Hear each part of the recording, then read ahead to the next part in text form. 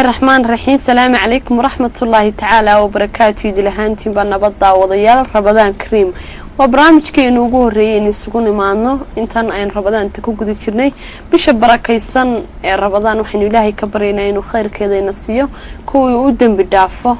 عذابته كحرية أو نحرستي سيء بس هاي نقدقو guud ahaantiin baa nabad mar kale daawadayaal waxaynu sugu nimi waa barnaamijkii dhalinyarada oo toddobaadkiiba hal mar aad ka daawataan telefishinka qaranka toddobaadkan barnaamijka waxa iigu martiyaa Shaafici Axmed Cali waa wiil dhalinyaro ah waa wiil wax ka soo bartay dalka Malaysia waxaanu gudoomiye u yahay ardayda dalka Malaysia wax ka barata walahi imka uu ku sugan yahay caasimadda Jamhuuriyadda Soomaaliland ee Hargeysa Shaafici ku soo dhaw telefishinka qaranka aad baa mahadsantahay walaal إن هذا مركب وجوه رئيسي إن واحد شعلانها شافعي وبلنا سكين برا عادي جيد داودياش إن شافعي وعي وقف مثلا إن هواي هاي إن ولا المقعد وحويان شافعي أحمد علي نور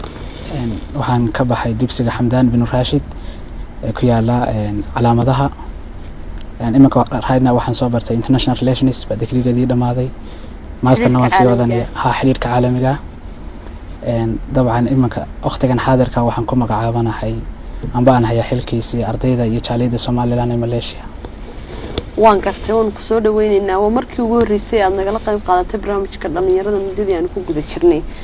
بقرتو حنا جوهر هنتا حالة دا جود إن يرد غير سومالي لنا قصة عندك ماليزيا عتكتمي أو حكبرتها. وسؤال عاد مهمة وماشي كتيرتا ولا لأن يرد غير سومالي لنا ماليزيا جوكتها. ودلني رأى ظفر بدن أو كلا دي أو دقتا قيبها كلا دوان أقوانتا هديت هاي ميديسن هديت هاي إيكونوميك هديت هاي لو وحكونوا بالشو دن أورهير سومالي لنا أو قاري إلا كوني أفر بقول أرضي رسمي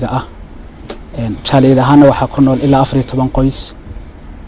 إنك طبعا قويسيسك هالكن كجورا ويريهن وحد بدهنا لو كي ما دايو دقن عالي سو amba Europe iyo Canada iyo Mareykanka ka yimaada ayaa dego ardaydooda ciyaalkooda wax ka bartaan ardayda reer Soomaaliland ee Malaysia ka soo qalan jibisa waddanka timaada badankoodu toos bay waddanka u yimaadaan kama sii baxaan Malaysia waxaan oran karaa waa ardayda ugu horeeya ardayda qurba ka timaada ee Malaysia ay Hargeysa joogta iyagoo u badan macallimiinta jaamacadaha wax ka dhiga kompaniyada u kala shaqeeya kala duwan قار دولة كبيرة إن وربحنتها ذولا إلا إنها إن واحد نجور أنت حالة إن راني رضا كسبان ذلك ماليزيا واحد نجور أنت عقبضها هيكلا كل من مدام يدل كودك التجين وطلش شيء وحق صبرانيا يسيد النص ودوية مركي ماتا إن ولا عقبضها قربها مركز كل دب ودن كاج مركز كتكتو إن عقبضها كسوة هيئات بيفرق بديهن إن مركز كأجو حاجة وحبرشة أن كتبوا لنا فاينانشالكا طبعا سين وذا أكسرنا هاي ودن كين وماها ودن اعتراف له وشهادة غير سومالي لان مركز هالكان كقادته توس وقوم جليسيد سكندري مركز دم يسوع عقبات الله بعد أردت غير سومالي لان سوى شهادة وحكم إذا باسبورك وليبا أيام كان دم بمشكلة دويني كسو كلا كلمان مركز ورا ماليزيا وحي حيد ودم هذا فرق ترسكا باسبورك سومالي توس لو جلي جري balse iminka taas waxaad moodaa inay isi soo bedelayso bal ay isbedeshayba iyo dabcan ardayda baysigooda yahay carabida oo luqadda waxooga mashaakil kala kulma iyo dabcan de markaad wadankaaga hooyo ka tagtaad wadan kala tagto kulli dhibaatadiisu ma yara dalkii waxbaad ku barato waxaad kaga baxday secondary jaamacadna waxaad ka soo diyaarisay dalka Malaysia bal isbarbardhig ka sameeyo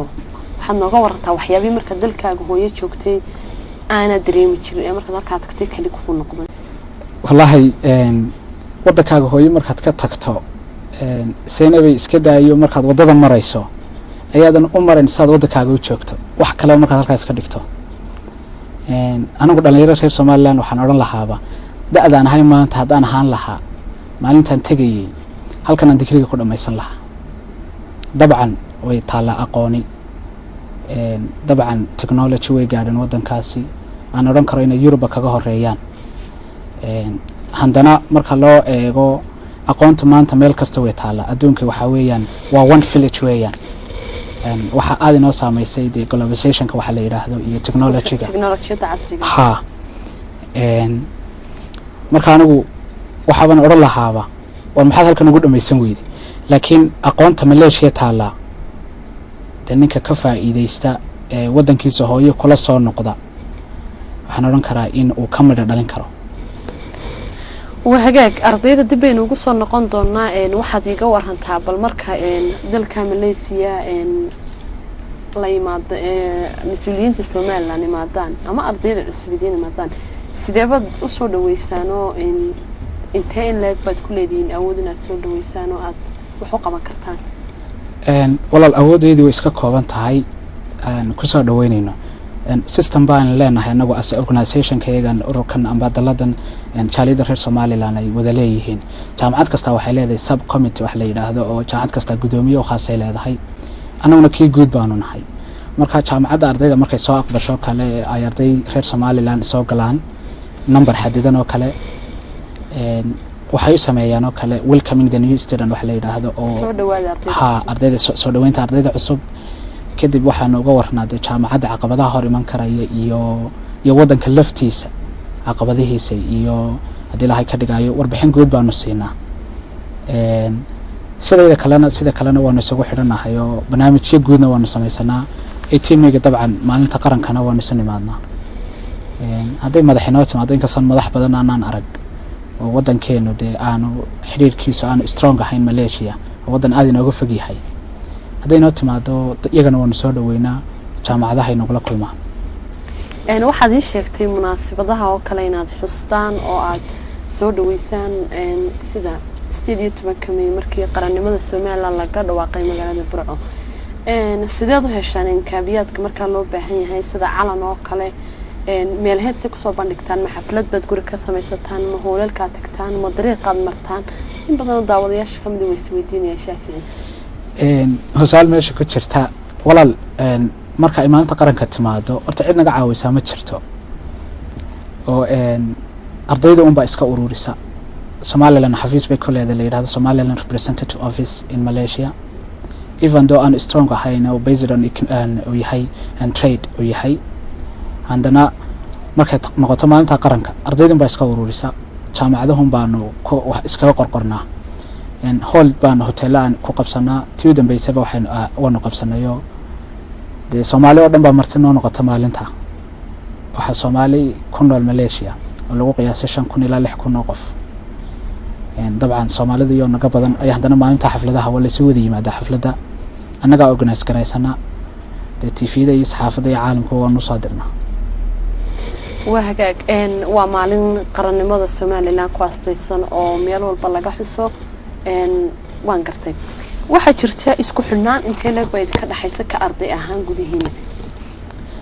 wallahi isku xidhnaanteeda waxaan oran karayaa aad iyo aad bay fiican tahay waliba intii aanu ururkaygan aniga xubnahayga cusub ee imanka ilaa intaanu xilka haynay waxaan isku daynay inaanu jaamacadaha dhan soo marno gobolada dhan soo marno oo jaamacad kasta la kulano gudidooda xubnaha u metelaya ardayda ku nool ardayda ku dhaqan jaamacada safar baanu ku baxnay teameyga ka hor xitaa sanadkan waxa dhacday in teameyda laba meelood lagu kala qabtay gobolka waqooyiga Malaysia oo aan asajaaliyada guudna aan kala qayb galay aan oran karo in sidii hore si ka wanaagsan bay ardaydu isugu xidhan tahay 100% ka dhaadhicinta qadiyada Soomaaliland sideebaad isugu daydaan maadaama dal sheeye joogtaan oo dad badan ay kula nool yihiin sidii aad uga dhaadhicin lahaydeen Somaliland iyo dhismaheeda iyo dimuqraadiyadeeda wallahi anagu waxaan naloo yaqaanaa mujaahidiinta oo mar aanu waraysi aan siiyay Somali Channel TV ayaa waxaan niri anagu wada mujaahidiin baanu nahayo waxaabaanu sometimes nidhahnaa dowladda idinkaaba ka dadaal badan oo nin waliba halkiisa ayuu Somaliland codkeeda uu isku dayaa inuu ka sareeyo dowlad kasta uu kula dhaqan yahay jaamacadda way jirtaa caqabadana hor yimaado oo jaamacadu waxay qabsadaan wax la yiraahdo culture show oo jaamacad wadan kasta uu soo bandhigayo hadii la ka dhigayo soo bandhigayo dhaqankiisa Soomaaliya ardayda reer Somaliland meel kasta ay ku sugan yihiin waxay isku dayaan inay ka muuqdaan ay wadankooda in kasta oo haysan ixtiraaf caalami ah inay ka muuqdaan ay soo bandhigaan dhaqankooda iyadoo ay caqabado fara badan hor yimaadaan oo ay tahay safaaradda Soomaaliya halkan joogto oo waliba imanka nin reer Somaliland loo soo magacaabay aan oran karayo waa challenge cusub kale oo haddana nagu hor iman doona markaanu noqono haddana waxa uma joojino Somaliland intaan isku dayayna inuu calankeedu ka dulbasho calamada kale waan isku daynaa waxaad ii sheegtay in dadaal badan aad sameyseen ma la oran karaa dadaalkaas waa mid saaran qof kasta oo reer Somaliland halka uu joogo inuu ku dadaalo jiritaanka dalkiisa iyo muwaadinimadu inay ka muuqnaato ay noqoto mid dhafoorkiisa ku taalo isoo mid idinku in xil gaar ah idin saaran may wada waxa la oran karaa waa waajib qof kasta oo muwaadin reer Somaliland saaran wadaninimada waxa la yiraahdana marka aad wadanka ka baxdo ay seenay soo baxdaa qiimaha wadankaagu leeyahay iyo waxaad ka ahayd markaad wadan shisheeye tagto baad garan karaysaa waxyaalaha nagu kalifaday dabcan muwaadiniin baan nahay oo wadankayga waan jecelahay jacaylkiisuna uu nagu siyaadahay markaan ka baxno marka waa waajib saaran ma aha waajib aan cid aan u hoos fadhiisanayno wala xukuumadda waxa la yiraahdaa waa shacabka uun ba halka tagay baan nahay anagu marka wadankayga xukuumad ahaan waxba ugu ma qabanay asamawaadin baan ugu qabanaa waxaad iga warantaa markaad xagga ku nooshiin nolosha halkan kullu wad ka warhaysaa qofku markuu ardayo jaamacad dhiganayo buugiisa iyo qalinkiisu waa u diyaaro cuntadiisa waa u diyaaro xaafadii reerka uu la nool yahay bal waxaad naga warantaa nolosha halka taala ma heshaa nolol dheeli tiran sida ardayda jaamacadaha maanta dalka ka bartaa ay xitaa u helaan meelaha goob ay wax ku akhristaan oo u gaara nolosha waa laba nololood baan ku noolaa nololna waa noloshan buugga la noolahay nololna waa nolosha caadiga ah noloshan buugga la noolahay waxaan oran karaa aad bay u dhameystiran tahay library haday noqoto qalab kasta oo aan u baahano jaamacadahaasi waa available weeyaan xagana way ka dhameystiran tahay tan kale aad tiri way dhameystiran tahay halkan oo wax walba waa u diyaar horta dunida toban ma noqoto ilaa halkan dhaho halkaas dabcan caqabado waxaa taala cunto aadan garanayn baa taala oo saddexda waqti halka bariis waa lagu cunaa halka hilibka iyo caana cabayso iyo waxaadan u baran oo ka hor iman karaan laakiin haddana maashal xaal waan iskala qabsanay xagga dhalinyarada hadaynu soo noqono oo kale ka waran xagga waxa ay inta badan waxay ka cawdaan dhalinyarada ka soo noqdo dalka dibadiisa wax ku soo bartaa inay iyagu dharka meedaan cuntada karsadaan nolol ay ku nool yihiin kaliya oo aanay haysanin dadkii caawin lahaa iyada ka hor faraq intee leeg baa u dhaxeeya maadaama ardayga halkan laga diyaarinayo oo bugaagtiisii iyo qalabkiisii uu kolba qofka guriga joogo oranaya iyo dib labiskii dabcan taas waa mid meesha ku jirta halkaada wax walba maydhanaya adaa dharkaaga maydhanaya adaa sanxigaaga soo maydhanaya nolosha dhabta ah halkaas raggu ku dhadhamiyaan oo sometimes waxa la ogaadaa wada qiimaha inantu ku lahayd guriga oo meelaha lagu soo barto ayaan oran karaa waa nolol adag waan oran karaa laakiin haddana wax badan baad ka baranaysaa waxaad nooga warantaa arday waxa jirta loo diro dalka dibadiisa oo aan inta badan la yiraahdo waxa ma soo bartaan inta lacagtii waxa loo diro la dhameystir lama wada hela adduunka qofna oo qofka ka go'an tahay waxbarashada qof dhoof u tago oo waxbarasho ku gala marka waxaad nooga warantaa Shaafici maadaama tahay gudoomiyihii ardayda ma jiraan dad dhalinyaro ah sidee u daba gashaan waxbarashadooda iyo waxaan filolan karin qaarkood waan fiicnaan karin walaal waxa jirta horta jaaliyada Soomaaliland Malaysia ku nool waa jaaliyada kaliyaata ee ardayda u badan waxaan oran karaa 99% ardayda reer Soomaaliland halka wax joogta wax way bartaan sidaad sheegtay meel kastaba qalooc uu ku jiraa laakiin aad buu noogu yiri waxaan dib ugu noqonaynaa ururkiina goortii la aasaasay bal haddaynu kaga soo gudubnay intaa dhalinyaradii iyo arrimihii waxbarashada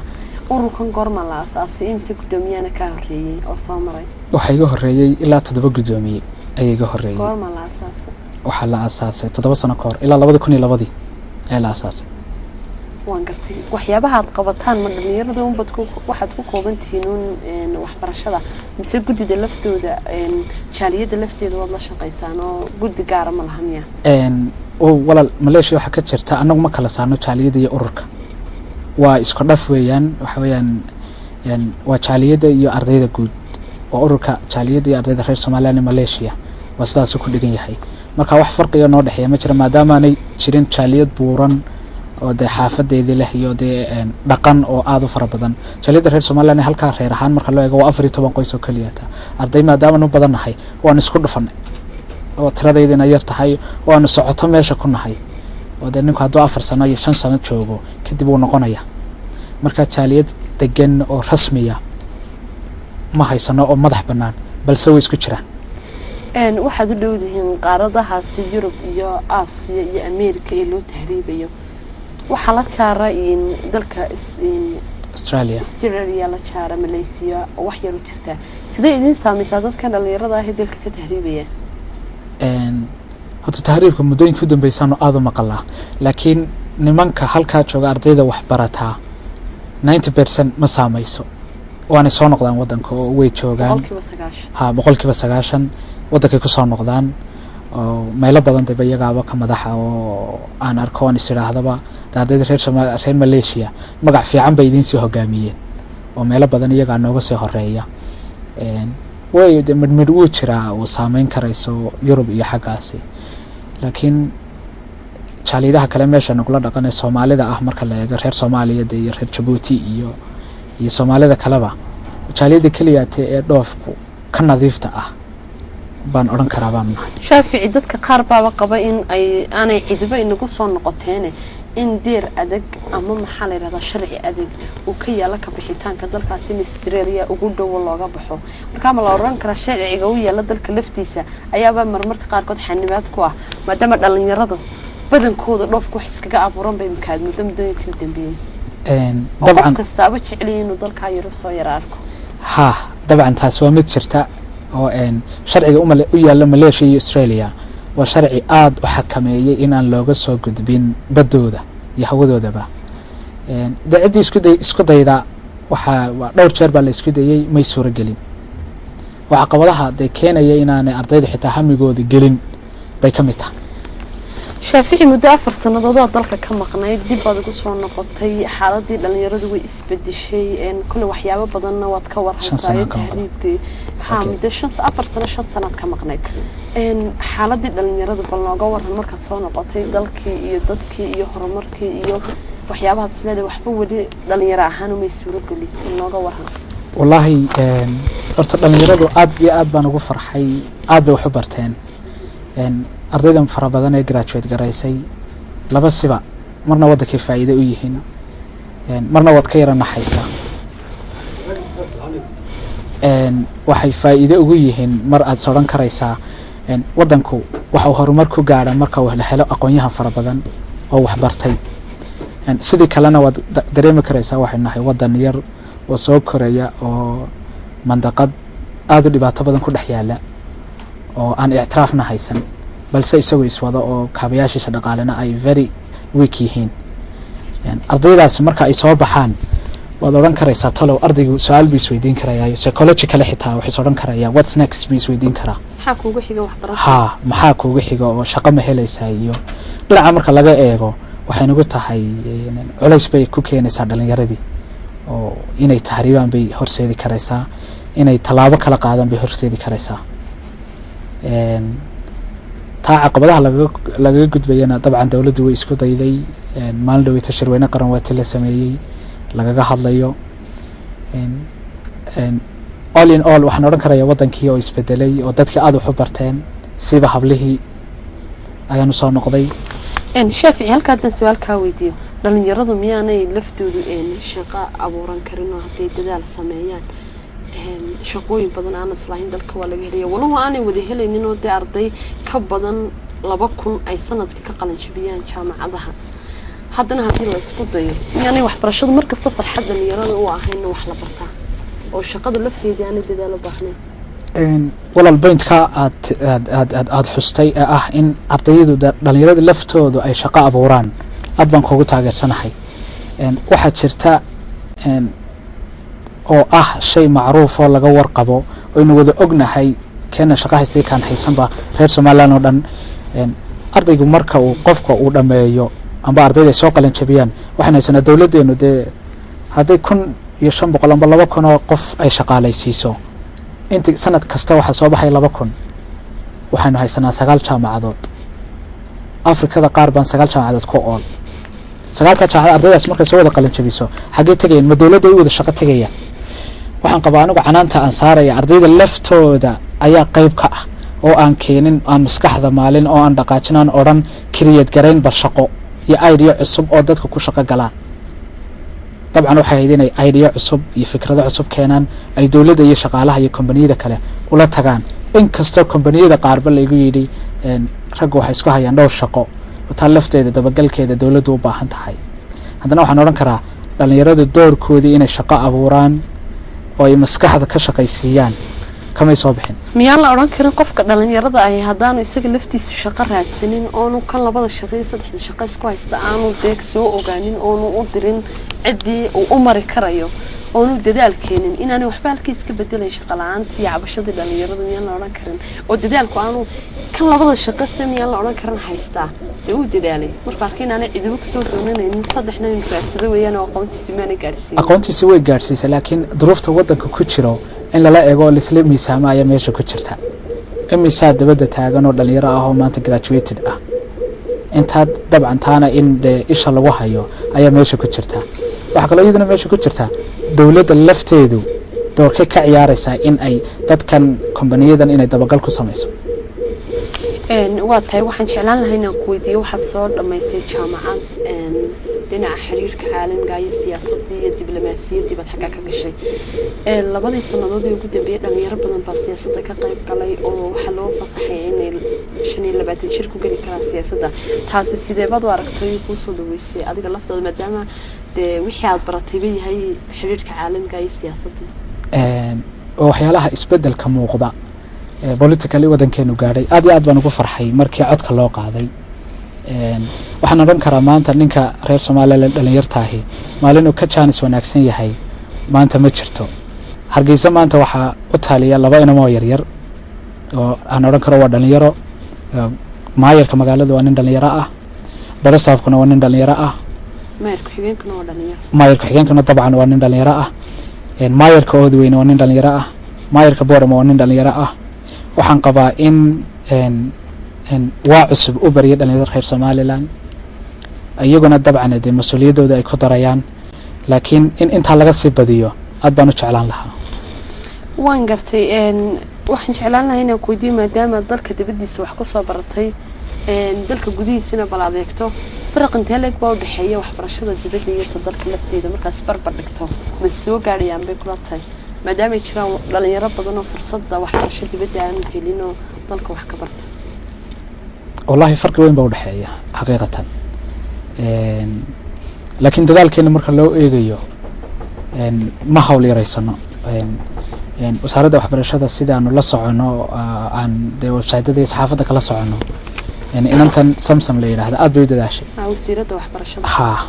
aad iyo aad bay u dadaashay waliba haweenka way soo kicisay hablihii fadhigay ka kicisay aad bay imankana uga qayb qaataan inay iskuuladii galaan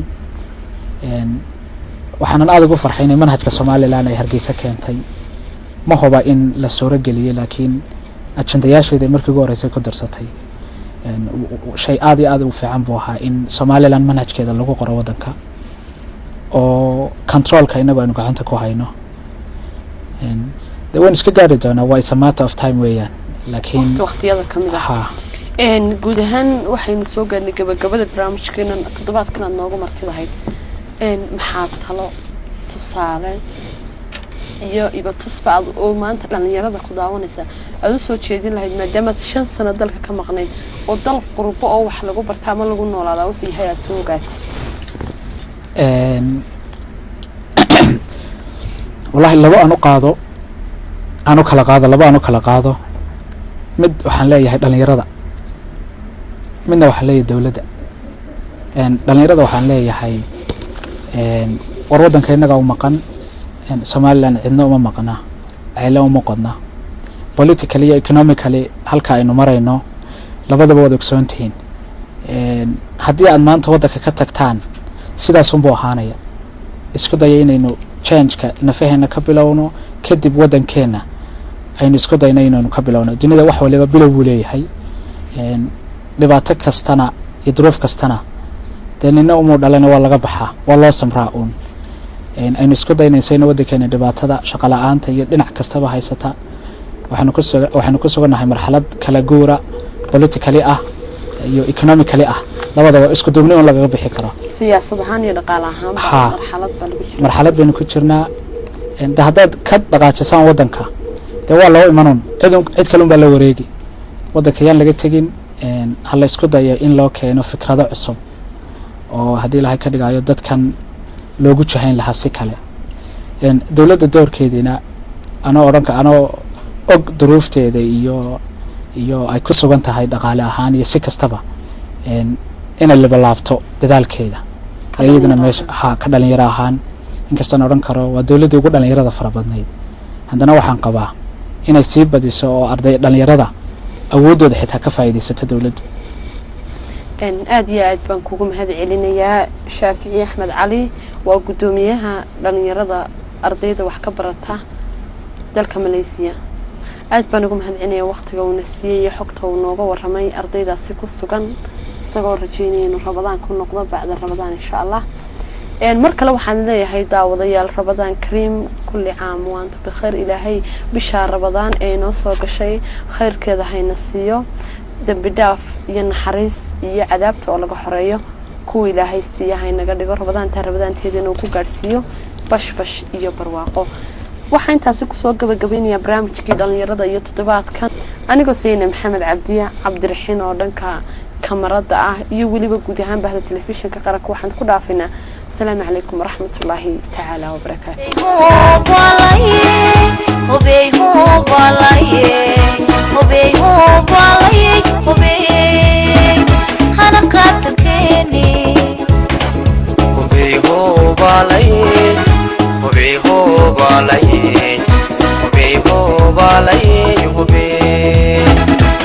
قادر كيني